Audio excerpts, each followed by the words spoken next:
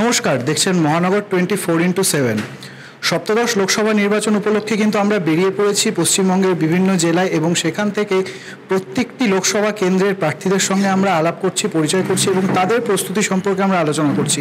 এই মুহূর্তে আমাদের সঙ্গে রয়েছেন ঘাটাল লোকসভা কেন্দ্রের কংগ্রেস প্রার্থী খন্দকার মোহাম্মদ সইফুল। সইফুল বাবু, আপনাকে স্বাগত মহানগরে। নমস্কার। হ্যাঁ, আপনি এই এত কম বয়সে কংগ্রেসের প্রার্থী হয়েছেন ঘাটালের মতো লোকসভা কেন্দ্র থেকে। আপনি একটু জার্নিটা সম্পর্কে যদি আমাদের দর্শকদের বলেন, কিভাবে আপনার রাজনীতিতে আসা এবং কিভাবে কংগ্রেসের প্রার্থী হওয়া। প্রথমে অসংখ্য ধন্যবাদ জানাই আমাদের সর্বভারতীয় সভাপতি রাহুল গান্ধীকে, কারণ দেশ এবং সমাজকে এগিয়ে নিয়ে যাওয়ার জন্য ছাত্র এবং যুব সমাজকে এগিয়ে আসতে হবে রাজনীতিতে, কারণ ভালো পলিটিশিয়ান দরকার, তবেই তারা দেশ গড়বে। রাহুল গান্ধী আমাদেরকে সেই সুযোগটা করে দিয়েছেন এবং আমি নিজে কল্যাণী থেকে MCA পাস করেছি, সফটওয়্যার ইঞ্জিনিয়ার। আমি রাজনীতিতে খুব ইন্টারেস্টেড ছিলাম। কলেজে ছাত্রাবস্থা থেকে ছাত্র পরিষদ করেছি। মেদিনীপুর কলেজে সিআর ছিলাম। পরে আমি কমার্স কলেজে ছাত্র পরিষদ করেছি, সমস্ত জেলায় ছাত্র পরিষদের প্রেসিডেন্ট হয়েছি। তার পরবর্তীকালে আমি রাজ্য ছাত্র পরিষদের সহসভাপতি হয়েছি এবং বর্তমানে আমি যুব কংগ্রেসের সভাপতি হয়েছি। আমি ধাপে ধাপে নিজের রাজনৈতিক জীবন আরও বড় হয়েছে এবং ক্রমান্বয়ে উন্নয়ন হয়েছে এবং আমার উপরে আস্থা রাখতে পেরেছেন রাহুল গান্ধী, সেই জন্য রাহুল গান্ধীকে আরেকবার ধন্যবাদ জানাই। আপনি বললেন এই যে পুরো জার্নিটা আপনার, এবার ঘাটালের মতো একটা লোকসভা কেন্দ্রের টাইম এত কম, আপনার প্রচারের খুব স্বাভাবিকভাবে যেভাবে আপনার প্রতিদ্বন্দ্বীরা যেরকম প্রচার শুরু করেছেন বা যেভাবে প্রচারের ঝড় তুলেছেন, কোথাও গিয়ে পাল্লা দিতে কি একটু অসুবিধা হবে না আপনি এতটা পর থেকে যখন প্রচার শুরু করছেন? না, পাল্লা দিতে অসুবিধা হচ্ছে আর্থিক দিক দিয়ে, কারণ যে দুটো রাজনৈতিক দল এখন মূলত লড়াইয়ে আছে এবং যাদের সঙ্গে আমার প্রতিদ্বন্দ্বিতা, তারা তো তোলাবাজি, নোটবন্দির ফলে, বিভিন্ন রকম কেলেঙ্কারির ফলে, রাফায়েল বিমানে 30,000 কোটি টাকার যেটা ঘোটালা হয়েছে, এদের কাছে কোনো অর্থের অভাব নয়। তৃণমূলের সরকার তোলাবাজের সরকারে পরিণত হয়েছে, বিভিন্ন জায়গায় দালালি এবং যেখানে কন্ট্রাক্টরদের কাছে পয়সা তোলা, তাদের কাছে বিপুল অর্থ। তাদের কাছে কোনো কাজ বলে কোনো ব্যাপার নয়, তাদের পারফরম্যান্সের বিচার করছে না, তারা শুধু মানুষদেরকে বোকা বানিয়ে পয়সার বিনিময়ে কিনে নিতে চাইছে। মানুষ কিন্তু অত বোকা নয়, মানুষ বুঝে গিয়েছেন। কারণ যিনি সাংসদ ছিলেন তিনি গত 5 বছরে তিনি কোনো কাজ করেননি। ঘাটালবাসীর জন্য করেছেনটা কি, এটা মানুষ আজকাল যুব সমাজ বুঝতে পেরেছে।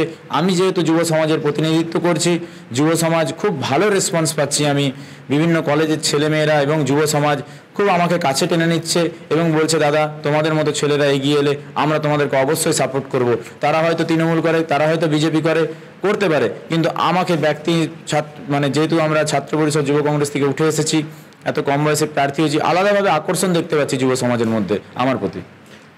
পশ্চিমবঙ্গের দুটো জেলায় কংগ্রেসের বিশেষ প্রভাব দেখা যায় আমরা জানি, কিন্তু বাকি জেলাগুলো সেইভাবে কংগ্রেস প্রভাব ফেলতে পারে না ভোট বাক্সে, অন্তত চতুর্থ শক্তিতেই তাদের পড়ে থাকতে হয়। তো এই অবস্থায় দাঁড়িয়ে ঘাটাল লোকসভা কেন্দ্রে আপনি কতটা আশাবাদী আপনার ফলাফল সম্পর্কে? আমি সম্পূর্ণরূপে আশাবাদী, কারণ যিনি সাংসদ ছিলেন তার উন্নয়ন তহবিলের 7.5 কোটি টাকা তিনি খরচা করে উঠতে পারেননি, কারণ তিনি বুনো হাঁস হয়ে অ্যামাজনে ঘুরে বেড়াচ্ছিলেন, তিনি তারকা হয়ে চাঁদের পাহাড়ে চড়ে বেরিয়েছেন। এবং আরেকজন মানুষ যে তার বিরুদ্ধে ক্ষোভে, যে শাসক দলের এগেনস্টে আমাদের সর্বভারতীয় যে বিজেপি, সমস্ত জায়গায় দেখবেন আপনাদের প্রচার মাধ্যম দেখাচ্ছে 2য় স্থানে উঠে এসছে, কিন্তু জাতীয় কংগ্রেস আমাদের প্রধান বিরোধী দল তৃণমূলের। এটা কিন্তু মাথা থেকে অনেকেই আপনাদের সংবাদ মাধ্যম এবং কিছু মানুষজন ভেবে নিয়েছে যে জাতীয় কংগ্রেস 4র্থ স্থান, কিন্তু জাতীয় কংগ্রেস কোন রেজাল্টের বেসিসে 4র্থ স্থান? জাতীয় কংগ্রেস আমাদের এমপি সংখ্যা 4, বিজেপির এমপি সংখ্যা 2, আমাদের MLA সংখ্যা নিরিখে আমরা 2য় পজিশনে।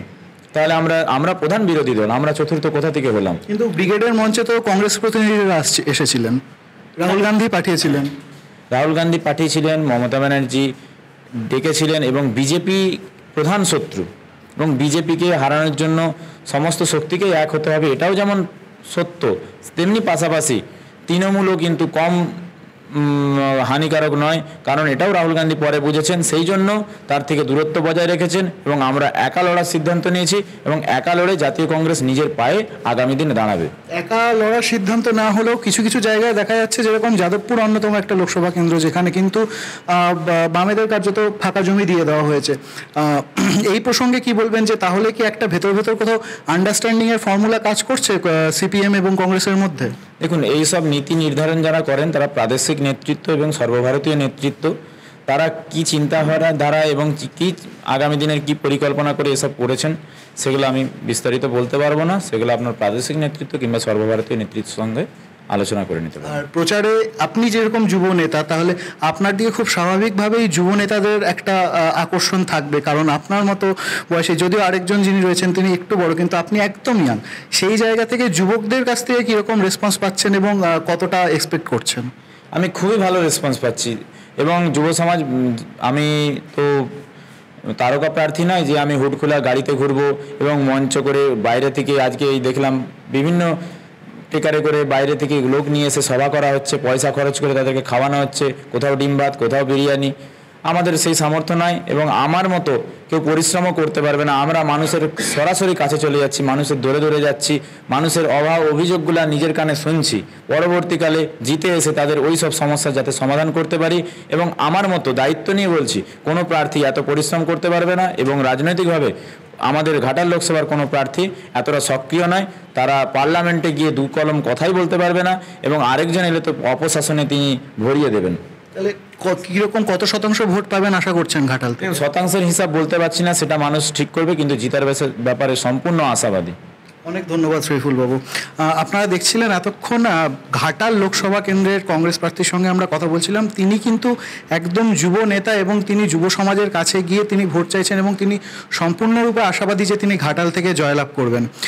ঘাটাল থেকে ক্যামেরাম্যান গৌতম ভট্টাচার্যের সঙ্গে ঋদ্ধিশ দত্ত, মহানগর 24/7।